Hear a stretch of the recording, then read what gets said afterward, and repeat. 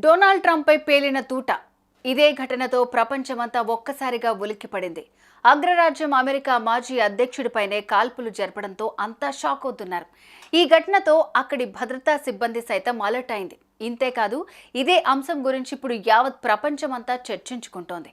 అసలు ట్రంప్పై కాల్పులు జరపడం ఏంటి, దీని వెనకాల అసలు ఏం జరిగిందనేది ఫుల్ స్టోరీ మీకోసం.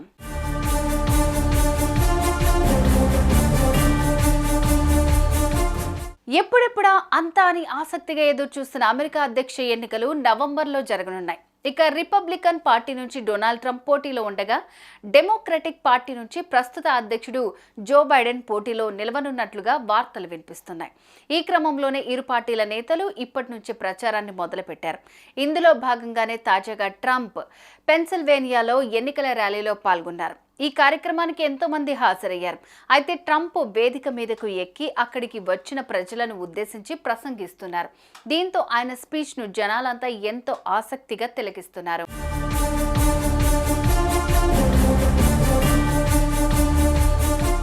ఇదే సమయంలో అప్పటికే కాపుకాచి ఉన్న ఓ దుండగుడు ట్రంప్ పై కాల్పులు జరిపాడు. దీంతో ఆ తూట ట్రంప్ చెవి భాగం నుంచి చొచ్చుకెళ్లిపోయింది. ఇక చూస్తూ ఉండగానే ఆయన నేల కొరిగారు. అప్రమత్తమైన భద్రతా సిబ్బంది వెంటనే ట్రంప్ ను చుట్టుముట్టారు. అనంతరం ఆయన్ను అంబులెన్స్ లో తరలించి చికిత్స అందిస్తున్నారు.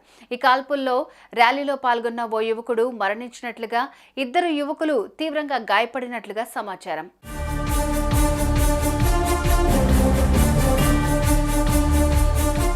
అయితే కాల్పులు జరిపిన దుండగుడు భద్రతా సిబ్బంది కాల్పుల్లో మరణించినట్లుగా సమాచారం. అతడు పెన్సిల్వేనియాలోని బెథెల్ పార్కుకు చెందిన థామస్ మాథ్యూ క్రూగ్ గా గుర్తించారు.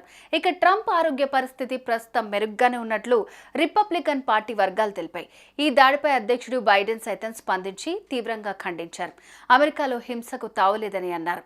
ఇక ప్రధాని మోదీ సైతం ట్రంప్ పై జరిగిన దాడిని తీవ్రంగా ఖండిస్తూ ట్విట్టర్ వేదికగా స్పందించారు. నా మిత్రుడిపై జరిగిన ఈ దాడిని నేను తీవ్రంగా ఖండిస్తున్నానని, ఆయన త్వరగా కోలుకోవాలని తెలిపారు. అయితే ఈ ఘటనపై భద్రతా ఏజెన్సీలు పూర్తి స్థాయిలో దర్యాప్తు చేస్తున్నాయి. ఇదే అంశం ప్రపంచవ్యాప్తంగా తీవ్ర చర్చనీయాంశంగా మారుతోంది.